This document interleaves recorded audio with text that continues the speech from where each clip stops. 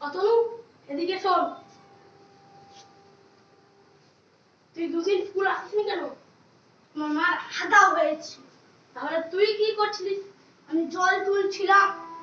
কাল আসিসনি কেন? আমার বাবার হাত কেটে গেছে। তুই কি করছিলিস? আমি তুলো দিয়ে ব্যান্ডেজ বসছিলাম। তাহলে আজ এসেছিস কেন?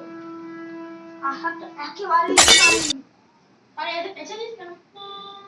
ঘরের কাকিমা বলে আজকে মিড ডে মিলে ডিম হবে, সেই স্কুলে রামতি আসি, সে তাই জন্য আমি ডিম খেতে চলে এসেছি। পড়াশোনার নাম নেই, ডিম খেতে আসিস।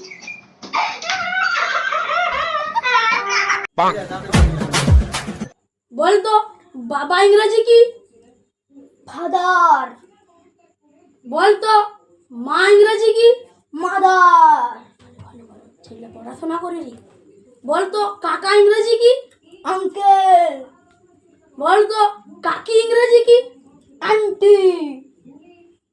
এবার বলতো কাকির ছেলে ইংরেজি কি?